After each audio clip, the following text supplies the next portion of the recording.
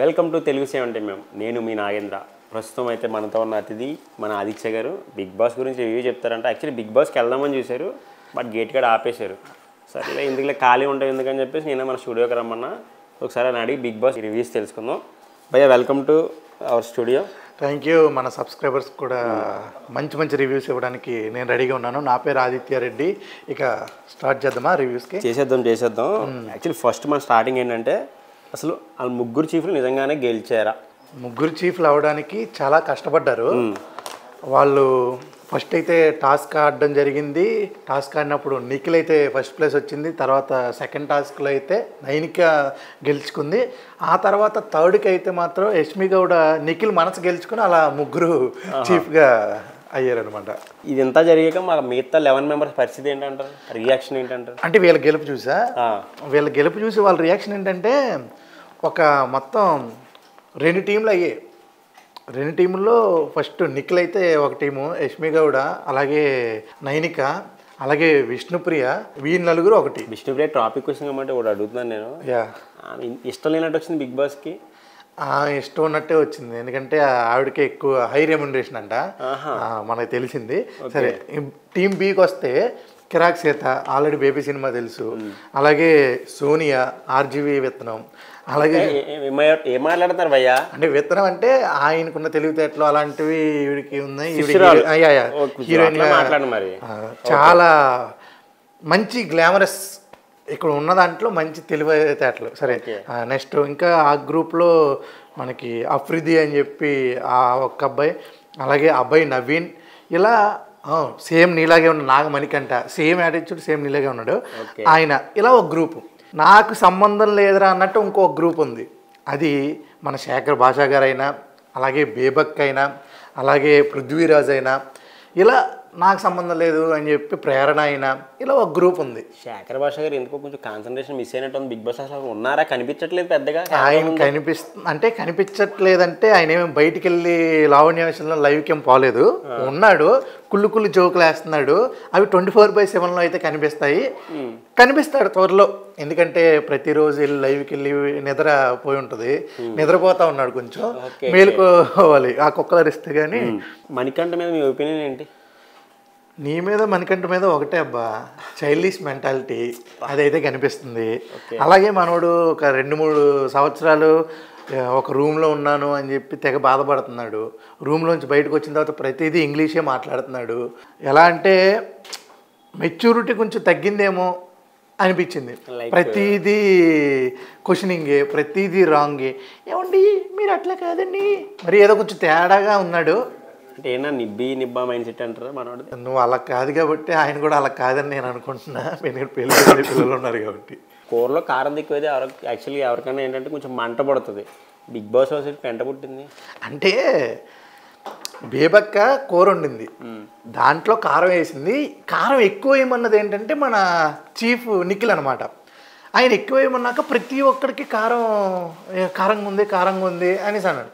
తర్వాత కారంగా ఉంది కదా, నేను గుడ్డుతో ఆమ్లెట్ వేసుకుంటాను, నేను గుడ్డుతో ఉక్కురు చేసుకుంటాను, నేను గుడ్డుతో కర్రీ చేసుకుంటాను అని చెప్పి కొంతమంది కంటెస్టెంట్స్ వచ్చి ఈ బేబక్క అనే ఆవిడని అడిగినప్పుడు ఆవిడేమో అమ్మా ఇక్కడ ఒకటే వంట, నో పెంట అని చెప్పి నేను వండిందే తినండి, నచ్చకపోతే సాయంత్రం మీకు డిన్నర్ టైంలో అక్కడ వండుకోండి అని చెప్పి అక్కడ గొడవ స్టార్ట్ అయింది. దానివల్ల బాబోయ్ నార్మల్ గుడ్ల వల్ల బయట అవుతాయని తెలుసు, గుడ్డు వల్ల ఎంత పెద్ద గొడవ అవుద్దని బాబోయ్ ఫస్ట్ టైం. అంటే బడ్జెట్ తక్కువని చెప్పేసి బడ్జెట్ తక్కువని కాదు, అంటే అందరూ ఇప్పుడు నీకు నచ్చింది నాకు నచ్చింది తింటాక మనం 5 స్టార్ హోటల్కి వెళ్ళాలి, అక్కడ బిగ్ బాస్ హౌస్కి వెళ్ళాం. అక్కడ ఒక రూల్ పెట్టినప్పుడు ఆ రూల్ ఫాలో అవ్వాలి, మనం ట్రెండ్ ఫాలో అవ్వాలి. ఓకేనా? ట్రెండ్ సెట్ చేయకూడదు. బిగ్ బాస్ హౌస్లో మనకి మెయింటెనెన్స్, క్లీనింగ్, వాష్రూమ్స్ అని ఎలా చేసుకుంటారు? బయట నుంచి ఏం తెప్పిస్తారు? బయట నుంచి రావట్లేదు, వీళ్ళే చేసుకుంటున్నారు. ఒక్కొక్కళ్ళు ఒక్కొక్క డిపార్ట్మెంట్గా ముందే సపరేట్ అయిపోయారు. బాత్రూమ్ కంటే యష్మి గౌడ అని చెప్పి శేఖర్ భాష కానీ, అభయ్ నవీన్ కానీ వీళ్ళ bathroom side. Only hall cleaning అయితే విష్ణుప్రియ కానీ, అలాగే మన పృథ్వీరాజ్ కానీ, నాగమణికంఠ కానీ, ఇలా వీళ్ళొక్క వంటకైతే బేబక్క కానీ, సోనియా కానీ, కిరాక్ సీత కానీ, తర్వాత మన నిఖిల్ కానీ, ఇలా ఒక్కొక్క కేటగిరీలో అక్కడ కూడా పెద్ద గొడవే. ఈ కిరాక్ సీత ఉంది, నాకు వంటలో ఉన్నాను కదా ఈ 2 days, నన్ను ఎందుకు తీసేస్తున్నారు, నన్ను ఎందుకు స్వాప్ చేస్తున్నారు.